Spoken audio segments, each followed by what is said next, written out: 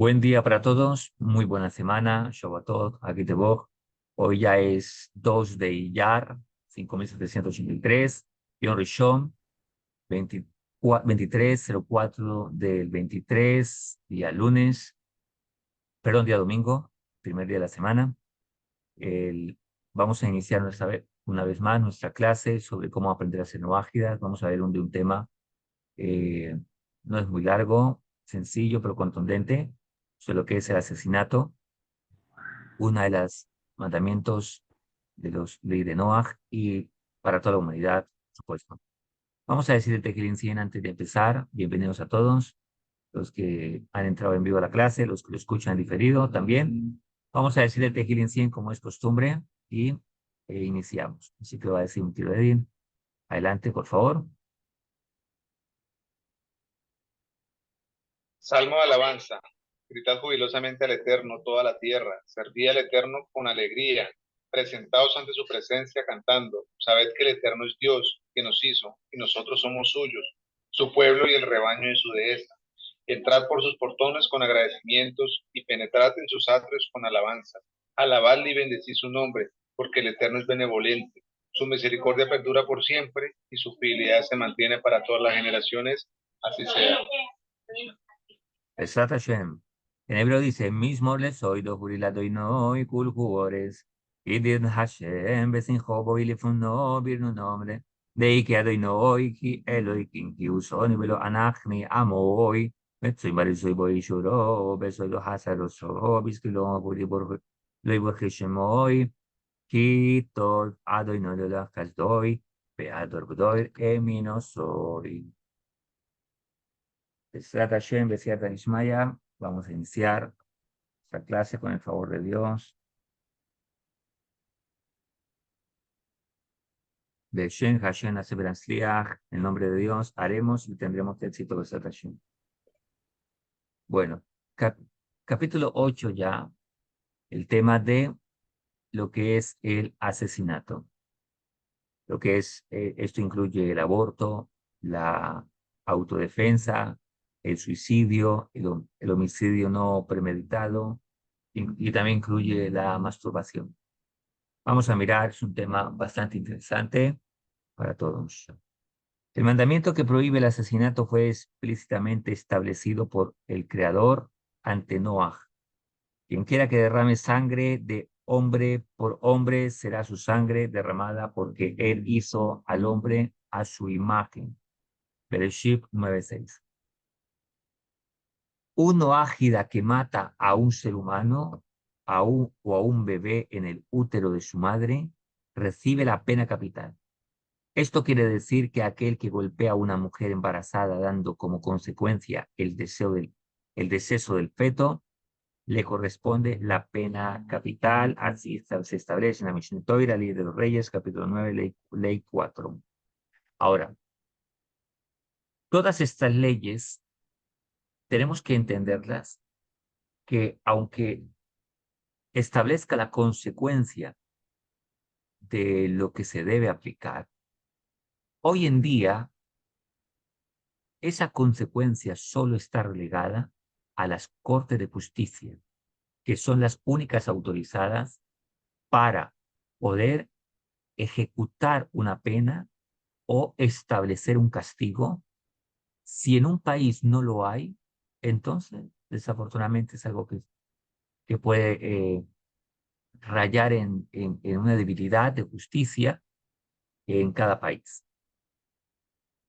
Muchas de las consecuencias de un Gerto Shab, ¿quién es un Gerto Shab? Es una persona que aceptó las 7 leyes de Noah, temeroso de Dios, y eso le da permiso para vivir en la tierra de Israel.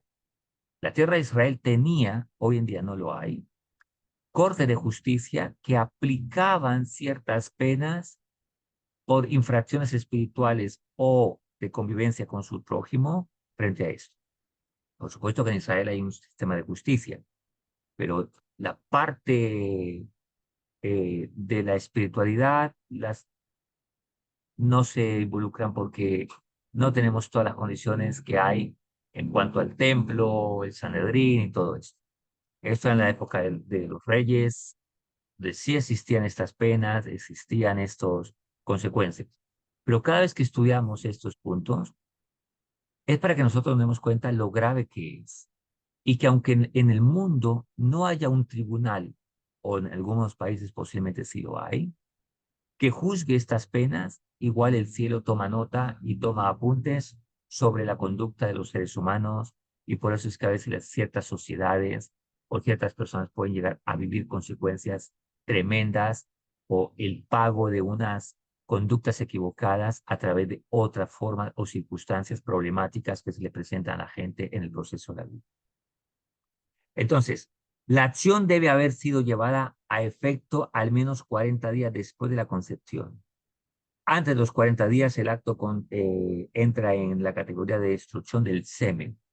Estamos hablando de lo que iniciamos acerca de la prohibición de, explícita de matar. Y cuando una persona mata a un ser humano o a un bebé, esto incluye a una mujer embarazada.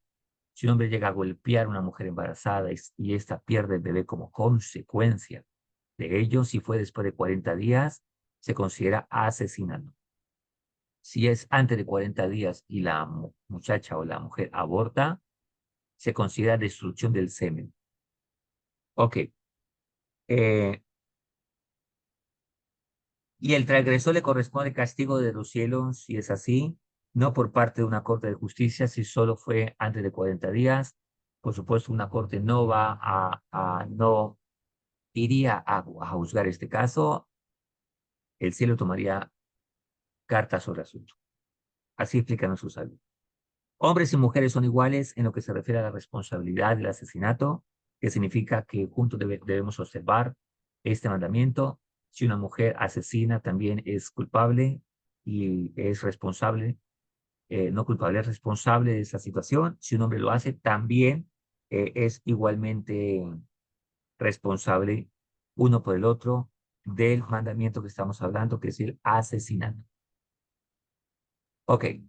Si una persona mata a un enfermo terminal o a alguien que está por caer sin remedio de lo alto a un acantilado, o alguien que, por cierto, morirá en un momento u otro por alguna otra razón, transgrede el mandamiento que prohíbe el asesinato.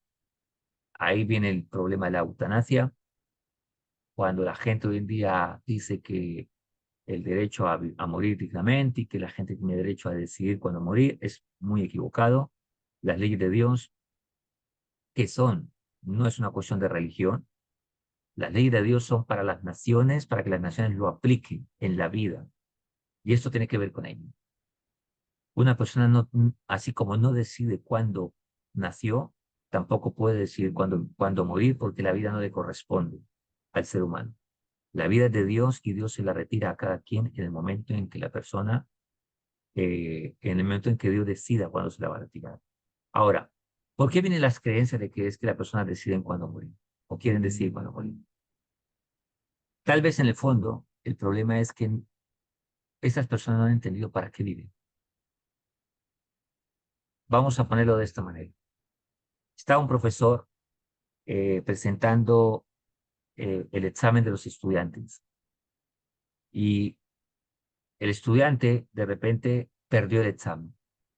Y el profesor dijo, 1 hora para el examen. Y en media hora contestó, el profesor lo miró, lo calificó, perdió el examen. El estudiante le dice, profe, dame otra oportunidad. Ok, solo tienes media hora para esa oportunidad. Dijimos 1 hora, dentro de esa hora puedes hacer y maniobrar. Presenta el examen y de repente se demora 20 minutos, le quedan 10 minutos. Profe, lo volví a perder. Ayúdame en otra oportunidad, porque tienes solo 10 minutos. Dentro de la hora podemos darte las oportunidades dentro de la hora. Se acaba la hora, no hay más oportunidad. ¿Qué va a aspirar ese estudiante? A que se extienda el tiempo para poder presentar el examen y pasar, o sea, corregir.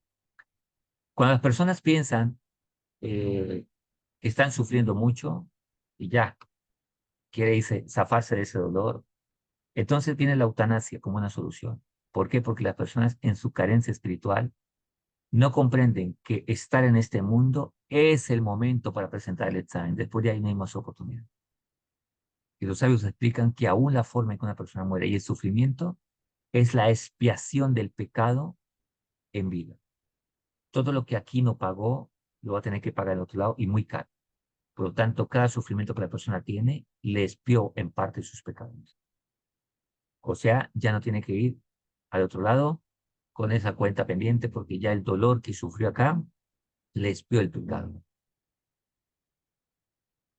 Tal vez esta sea la razón por lo que muchos piensan que la eutanasia lo toman como algo deportivo e inclusive lo meten como un derecho a morir dignamente y que cuando decidir todo esto a causa de esta situación. Hay una historia de un médico que, como dice acá, una persona que de repente se va a caer y la persona dice, bueno, igual se iba a tumbar, yo solo le di el empujito, el empujoncito, la patadita, la buena suerte. O un médico que de pronto dice, bueno, este igual ya se va a morir. Sí, ya le queda, mire, media hora de vida. Yo calculo que así como va el programado de los aparatos y está diciendo cuánto que ya va en deceso, yo le calculo que en media hora va bajando todo, en media hora ya va a morir.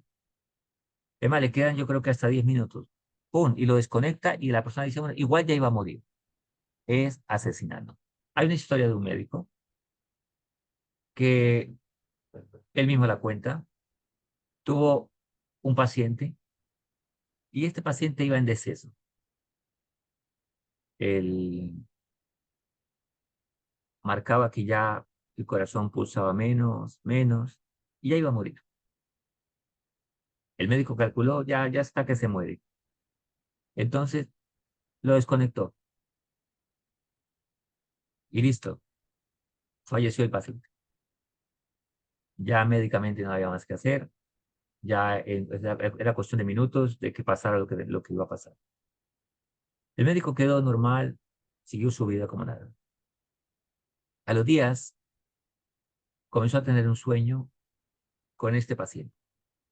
Se le presentaba en sueño y estaba bravísimo con él. Y le manifestaba que estaba molesto con él y no lo dejaba dormir. El sueño le atormentaba. Tuvo sueños repetitivos donde se le presentaba por lo mismo.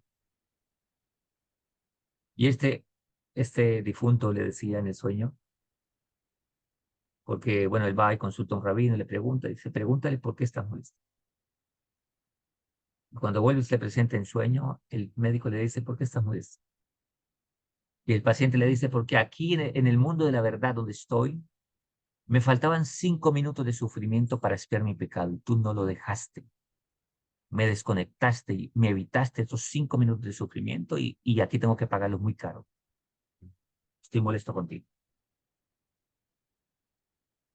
Bueno, el rabino le enseñó cómo ayudar a esta alma en esa solución, etcétera, etcétera. Son temas más profundos.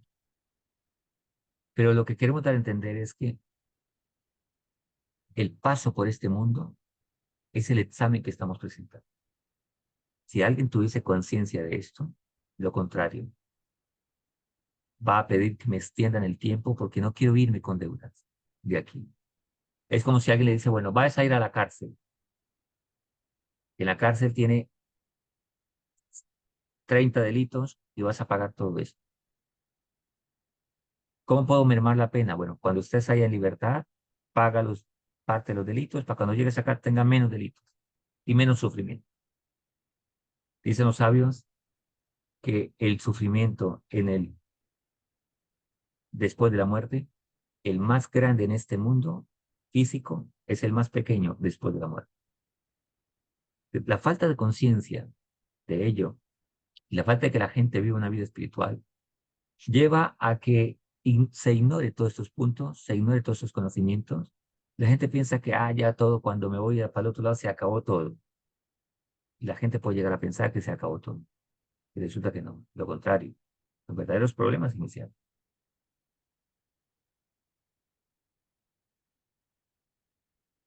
Si alguien empuja a una persona a una línea férrea y luego un tren viene y lo mata, o si alguien deja a una persona en una situación donde, por cierto, perecerá de hambre, de ahí la responsabilidad, por ejemplo, de alguien que tiene conocimiento. Vamos a suponer que una persona se está ahogando y hay un médico que sabe cómo ayudar. Médicamente sabe cómo ayudar. vio la situación, la leyó, le pasa esto. Pero ignora la situación y se va, él es responsable de asesinar. ¿Por qué? Porque sabía cómo llegaría.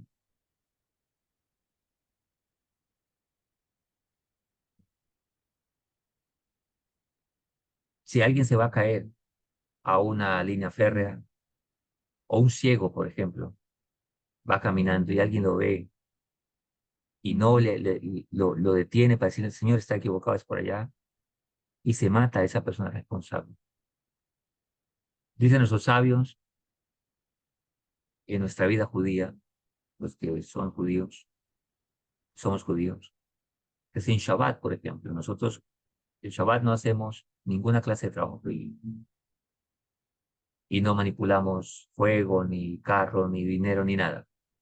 Pero si una persona se enferma en Shabbat y se nota que es de gravedad, y un judío por guardar Shabbat quiere buscar a un no judío que le maneje el carro, que venga, que ayúdeme para llevarlo al hospital, y ese tiempo buscando a otra persona hace que se agrave la situación de la persona y muere, dicen nuestros sabios, en el cielo se considera como si ese judío lo mató. Por eso es que por encima de cualquier mismo está la vida. Y aunque fuera Shabbat, si alguien se agrava, que haga todo lo que tenga que hacer para salvar la vida. No prendemos luces en Shabbat, hay que hacerlo, prenderlo. No manejamos carro, hay que hacerlo, prender el carro y agarrar y llevarlo al hospital. ¿Por qué? Por la vida de la persona. Hacer lo contrario es lo que el usuario dice, es un piadoso shotet, un Josip shotet, un piadoso tonto. ¿Por qué? Porque tal vez no ha aprendido que por encima de aún el Shabbat está la vida de la persona.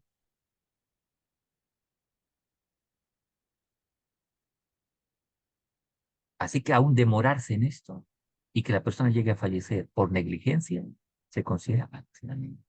Por eso muchos médicos a veces se les juzga por asesinato. Tal vez no las cortes de una nación, pero el cielo sí. Porque por su negligencia, tal vez esa persona murió. El profesor Rabbi Nachman decía, a veces el médico enferma más que lo que sana. Cuando hay un médico responsable y sabe que este paciente debe intervenirlo y no lo hace, es como si lo hubiese asesinado si este paciente llegase a morir. Cuando una persona estornuda, enfermando a otros, y esa persona por allá murió, esa persona es considerada responsable de la enfermedad de esa persona. Por eso la pandemia nos vino a enseñar a tener modales, a tener cierta educación de higiene. La gente estornuda irresponsablemente. ¿Por qué? Porque les falta educación, les falta conciencia de humanidad. Una persona tiene gripa, tiene que ponerse tapabocas. Y no ponérselo por acá, ponérselo aquí donde es. ¿Por qué? Porque es responsable de su vida, valora su vida y valora la vida de los demás. Una persona que no valore la vida de los demás porque tiene un problema serio consigo mismo, de falta de valoramiento. Por eso, como no le importa su vida, tampoco le importa la vida de las demás personas. Así que hay que ser responsables. ¿Sí? Ahora, o aun cuando la acción provoca solo indirectamente la muerte de la persona de la que estamos hablando, no directa, sino indirectamente. Él es responsable, es un asesino y el acto cometido de ser castigado por las cortes.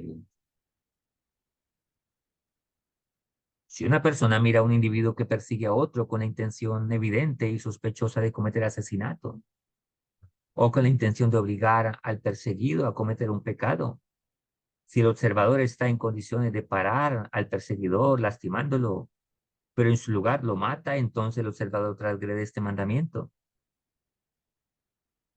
y ha de recibir la pena capital. Y si, sin embargo, la persona en sí misma es la perseguida, es libre de tomar cualquier medida necesaria para salvar su propia vida. Si alguien puede evitar una situación, lo puede hacer. Ahora, en eso hay que tener prudencia, por supuesto. Nadie se va a meter en una balacera.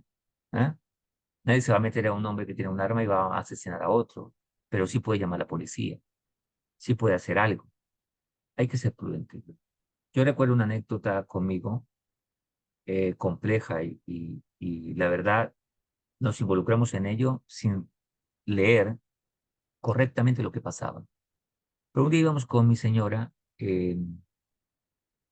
veníamos para la casa y pasamos por cierta parte de la ciudad en el carro, veníamos en el carro, y pasamos y de repente vimos a una pareja, un muchacho que pateaba la moto de la chica, de otra chica. Él estaba en una moto, ella ahí, y pateaba la moto de la chica al frente. Él se bajó y la chica estaba en la moto y parece que la interceptó y pateaba y le hablaba y le manoteaba con mucha ira. Mi esposa nos dice, ¿por qué no intervenimos? Y yo, la verdad, movido seguro por el cielo, porque yo poco me gustan situaciones conflictivas, y yo paré al frente y me bajé con qué naturalidad, con qué espontaneidad. Me acerqué y le dije al hombre, ¿qué te sucede, muchacho? Respira, esté tranquilo. Y él alegaba y decía, es que la voy a matar, es que la voy a matar. Y decía, tranquilízate, por favor. Mira, si tú haces eso, ¿qué vas a ganar? Es que ella me traicionó y todo esto y me voy a vengar, ya la voy a matar. La muchacha estaba, pero pálida. Esa muchacha yo creo que respiraba lo que necesitaba para vivir nada más. Y ese muchacho estaba encendido. Yo la verdad, hasta ese momento comencé a tomar conciencia de lo que estaba pasando ahí. Pero gracias a Dios, bendito su nombre, Dios me dio en ese momento la naturalidad, la serenidad para manejar el caso. Y, y yo comenzamos a rezar, mi esposa a rezar también, y yo internamente, mientras hablaba con el hombre, y le decía palabras, hasta que el muchacho se fue calmando, y entonces se fue, cogió, se subió a la moto y se fue. Eh, la muchacha como que volvió a respirar, dijo gracias, y yo le dije, vete para tu casa rápido. Y nosotros sospechamos, el tipo de va más adelante a intersectar. De hecho, la zona que seguía era más sola todavía, era debajo de un puente. Y dijimos, seguro el muchacho la va a intersectar más abajo, vámonos detrás. Y nos fuimos detrás y efectivamente, 2 cuadras más abajo, en un sitio más solo, el muchacho la había interceptado otra vez, con la misma ira y con la misma furia. Yo me bajé otra vez y fui atrevido, me bajé otra vez y le dije al muchacho, ¿qué te pasa, amigo? Ya creo que lo habías entendido. Y esto y lo otro, y el muchacho tenía la mano por acá y yo no había caído en cuenta. Y bueno, palabras más, palabras menos, palabras vienen, palabras van. El muchacho me mira, se mostró de la moto y se va. La muchacha dijo tenía un arma, y el muchacho la estaba empuñando el arma. O sea, era cuestión de que si la chica era como una cantidad de gas y un fósforo que tantico se raya, se detona y estalla. La chica estaba muy pálida. Mejor dicho, si la chica decía mu, es posible que eso detonara la rabia y el hombre sacaba el arma y le metía un tiro. Yo no había caído en cuenta de eso. Y seguro Dios no permitió que lo viéramos porque seguramente no lo hubiera hecho, no hubiera intervenido. O tal vez nomás hubiera llamado a la policía y me protejo, porque también está protegerse primero la vida, la prudencia. Yo iba con mi esposa. Sin embargo, bueno, así lo permitió Carlos Barujo y nos metimos sin saber, ya después de que ella me cuenta todo eso, digo, Dios, gracias, nos protegiste a todos. Y bueno, le dijo, bueno, ya definitivamente no la vamos a dejar sola. Y bueno, llamamos a la familia de ella y etcétera, etcétera. Llegaron en carro, la recogieron, la escoltaron y la llevaron. No sé qué pasaría con la chica, pero bueno, evitamos, gracias a Dios, que una cosa pasara a mayor. Sin embargo, hay que tener prudencia en esto. Nadie se va a meter en una situación conflictiva, pero sí puede hacer algo, tal vez llamar a la policía, tal vez acudir a que la gente detenga a las personas, etcétera, etcétera. Ahora, las autoridades no concuerdan respecto si es permisible para uno ágida el matar un feto con el propósito de salvar la vida de la madre. Pero todos concuerdan que tomar la vida de la madre para salvar al feto es asesinato y debe ser castigado por las cortes. Cuando hay embarazos conflictivos, se define quién va a vivir, la madre o el feto. Siempre hay prioridad por la madre. Dios guarde, ¿no? Que nadie tenga que pasar esa situación. Si uno ágida mata a alguien a través de un sicario, le paga a otro para que vaya y le haga daño, ambos, el sicario y quien lo envió, son culpables de asesinato. Pues uno es el shaliach del otro y por lo tanto son acreedores a las consecuencias. Una persona debe permitir que le maten antes de cometer un asesinato. Mira, mata a este o si no te matamos a ti. Halbe Shulo, que una persona nunca se encuentre en esa situación, Halbe Jalila, pero nunca se debe matar a otro con tal de salvarse a su vida.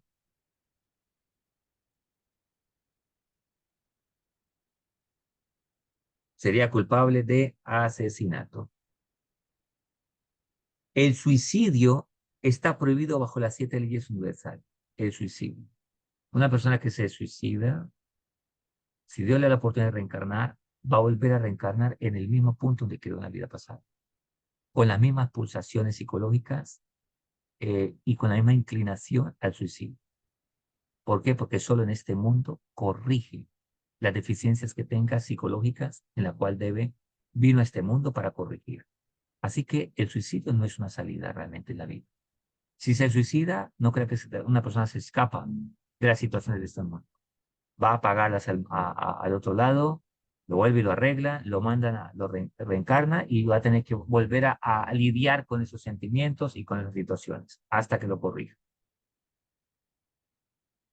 No hay lugar de refugio legal para un asesino, cualquier pariente por el lado paterno de una víctima de asesinato que pueda legalmente heredar propiedad del descesado, del que falleció, podría designarse a sí mismo como un vengador de la sangre si el asesinato fue cometido intencionalmente, con premeditación. Es obligación del vengador de sangre el esforzarse porque el asesino sea juzgado. Ahora, en los tiempos del templo en Israel, había unas ciudades que llaman la ciudad de refugio. El Ghetto Shaf, que tenía permitido vivir en Israel, si mataba a otra persona y era sin intención, tenía que ir a la ciudad de refugio, hoy en día son llamadas cárcel, y no podía salir de ahí hasta que el Cohen Gadol muriera. Entonces podía salir. Eh, Sin embargo, el familiar cercano a la víctima, si lo encontraba fuera de la ciudad de refugio, lo mataba. Eh, Hoy en día aplicamos de que si alguien mató a otro, hoy en día apliquémoslo a nuestro tiempo, ¿cómo sería? No existe un ciudad de refugio en Israel hoy en día. No hay templo, entonces no se aplica exactamente que si alguien mató a otro, entonces venga el familiar más cercano va y lo mata. Eso no existe hoy en día. Pero sí existe el principio de que una persona que Halbe Shulam mató a alguien, el familiar más cercano busca justicia, o sea, que se aplique justicia frente a eso. Entonces, por eso el familiar lo demandan, vienen abogados, cortes, que si capturan al asesino, entonces lo juzgan y le condenan a una pena de acuerdo a las leyes de la nación. Eso es importante y es una forma de decir que se venga la sangre de aquel asesinado. Y también es una capará para el asesino que pague por su delito en este mundo. Si el asesinato fue impremeditado, es decir, el asesino actuó negligentemente pero inintencionalmente, y si además en materia de un Gerto Shab, que es lo que estábamos hablando, que vive en la tierra de Israel, eh, y va a la ciudad de refugio, hasta que muera el Cohen Gadol, este puede salir. Si no, lo podían matar si él salía de la ciudad de refugio. Un Gertoshat mata a un israelita inintencionalmente, pero negligentemente, y si mata a otro Gertoshat debido a que pensó que era permisible, esto es equivalente a matar premeditadamente, es culpable y ha de recibir la pena capital. Por eso hoy en día, esto era en Israel, ¿no? Pero apliquémoslo en nuestro tiempo. Hoy en día, si alguien de repente, eh, por ejemplo, alguien mató a una señorita o la violó y la asesinó, y otro toma venganza por sus propias manos y va y lo mata porque piensa que va a vengar la sangre de esa persona y premeditadamente lo hace, también es un asesino. Por eso las cortes de esa nación deben encargarse de esa situación. Yo sé que es algo difícil, Dios nos guarde, que nadie pasemos por eso, Una persona emocionalmente en ese momento no puede controlar. Es muy difícil y por eso la Torá llama que esta persona tenía que huir a la ciudad de refugio. ¿Qué es una ciudad de refugio? A las cárceles. Por eso las cortes de una nación, cuando alguien asesina a otro, o por ejemplo, violó a una chica y la mató, pues los familiares, los padres, hermanos, tíos, amigos, nadie va a venirle a decirle, ah, tranquilo, te entendemos que estabas mal y todo. No, la gente va a venir a vengarse de una manera cruel, de una manera fuerte. Y nomás vemos cuando capturan a un ladrón que hizo daño, la gente no va a ir a la caricia, ¿no? La gente va a desahogar su ira y es muy difícil decirle a la multitud que se controle. Lo mejor que le puede pasar a esa persona es que la policía lo capture y lo encierre. Ahí está por lo menos medio protegido de la ira de la gente. Si uno ágido que no vive de acuerdo a las 7 leyes universales mata inintencionalmente a otro no ágida, está sujeto a la pena capital y la ciudad de refugio no le provee protección alguna. Hay naciones hoy en día, en nuestro tiempo, que tienen la pena capital para el asesinato. Hay una diferencia de opinión respecto a si las 7 leyes universales incluyen el mandamiento que prohíbe la destrucción voluntaria de la semilla. O sea, esto es cuando el hombre comete un pecado que se llama masturbación, la destrucción de la semilla, o cualquier acto que implique derramamiento o malgasto de semen. Esto está en el Shulchan Aruch, Eben Haeser, en el Tratado de Eben Haeser, capítulo 23, ley 5, y el Ramá también lo dice en Moshe Isarles, en la ley 5. Una opinión establece que el mandamiento de ser fructífero y multiplicarse, habiendo sido entregado a Noah, pero no repetido a Moshe Rabbeinu, era obligatorio únicamente en esta época. Aquellos tiempos, derramar semen era considerado uno de los pecados más atroces. Y de hecho fue una de las principales razones por la que el Creador trajo el diluvio. Más aún la Torá o la Toira claramente enseña que los hijos de Yehuda, y Onán recibieron muerte porque la cosa que él, o sea, Onán, hizo fue mal ante los ojos del Señor. ¿Qué hacía? Derramaban su semilla fuera. Por eso Dios les causó la muerte. Ahora, pero este evento ocurrió antes del Har Sinai, antes del recibimiento o de la entrega de la Torah en Har Sinai, en el monte Sinai. Esta opinión concluye que, puesto que el mandamiento en contra del derramamiento de semen no fue repetido en el monte Sinai, ya no tendría efecto como parte de las 7 leyes de Noah. Pero hay otra opinión que dice que a pesar de que no fue repetida tal ley en el monte Sinai, puesto que fue originalmente parte de las 7 leyes universales, un hombre no debe destruir voluntariamente su semilla, a pesar de que el acto no es castigable por las cortes, después de que un hombre ha cumplido su obligación mínima de engendrar un hijo y una hija. Si lo desea, puede utilizar mecanismos anticonceptivos. Debería usar aquellos que no actúan directamente sobre el semen. Así lo trae el Ramban en el Mishneh Torah. Digamos también que, de acuerdo con este punto de vista, la masturbación estaría estrictamente prohibida. En términos espirituales, la razón para estar tan preocupados y ser tan estrictos respecto al derramamiento de semen es que este acto es considerado como la destrucción voluntaria de la fuerza de la vida, igualada con la vida misma. Por tanto, la destrucción de la semilla del hombre está muy relacionada con el asesinato y más aún con el asesinato de hijos propios, ya que una gota de semen es la semilla donde muchos pudiesen nacer. Además, dicen los sabios que una persona que se ha derramado semilla en vano y de repente va al cementerio con hijos posteriores pequeños, esas almas que votó y que no se engendraron, no encarnaron por culpa de que derramó su semilla en vano, se convierten en entes acusadores y que pueden intentar hacerle daño a la persona y a los hijos que tiene pequeños por cuanto derramó semilla y a ellos no les permitió encarnarse, no les dio la oportunidad de que se encarnaban o no, sino que de antemano los asesinó al haber derramado semilla en vano. Dice Bereshit 9:5-6, dice lo siguiente: voy a vengar la sangre de su vida, de la mano de todos los animales me vengaré y de la mano del hombre. De la mano del hombre por su hermano vengaré su vida, para cualquiera que derrame sangre de hombre por el hombre. Su sangre será derramada porque el hombre fue creado a imagen de Dios. Ok. Entonces, en resumen, decimos que el asesinato es la provisión fundamental aquí, pero esta categoría incluye temas como la lesión a la otra persona, eutanasia, enfermos terminales, el suicidio, el aborto. eh, También se incluyen mismas positivas implícitas de preservación de la vida, las normas relativas a la defensa propia también.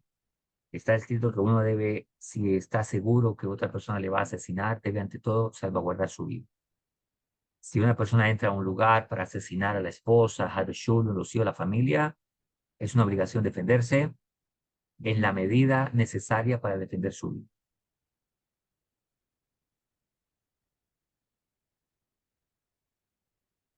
Una sorprendente inclusión en la categoría del asesinato son las leyes del habla. Hablar mal de otra persona también incluye asesinato. No en la manera categórica, físicamente, pero sí cuando le daña la reputación a una persona hablando mal de otro, es como si lo asesina. Avergonzar a otra persona también incluye eso. Para judíos hay expectativas detalladas en cuanto a lo que una persona puede decir de otra. El daño o el lenguaje negativo está estrictamente prohibido, sin una razón de peso, aunque los noágidas no están obligados a estas leyes. Se trata de preceptos que tienen una razón lógica y el beneficio para la sociedad, así que hay que cumplirlos. Como hemos visto, estas mismas pueden ser voluntariamente aceptadas por los noágidas, pero aquellos que las hacen van a tener un resultado espiritual en su vida, van a tener una riqueza de vida y seguramente les va a ir mejor en la relación con otros.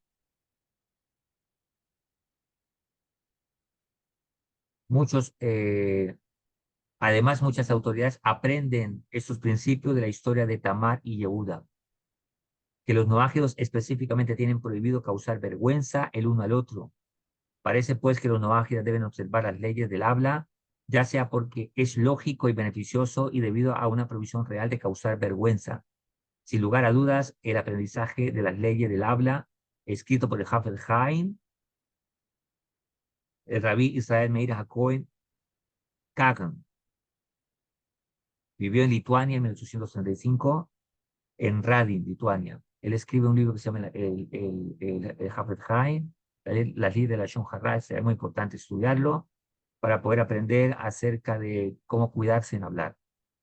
Elevará significativamente su vida como no ágil. Si se practican las leyes contra la Lashon Hara. O sea, no hablar, Lashon Hara significa lengua mala, hablar mal, Hara, hablar mal. Besat Hashem, Besat Ismaya, que podamos cada día crecer en esos mandamientos.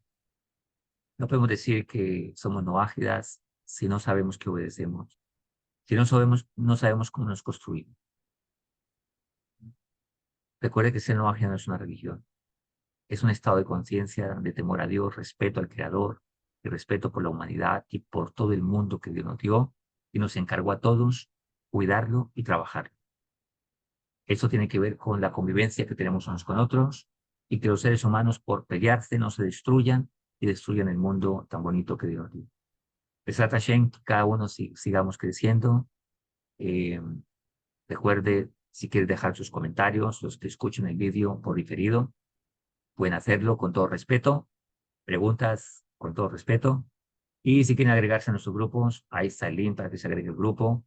Recuerde que si se decide aceptar, agregarse al grupo, acepta las condiciones de creencia, de enseñanza y de escritura y de lo que se publica.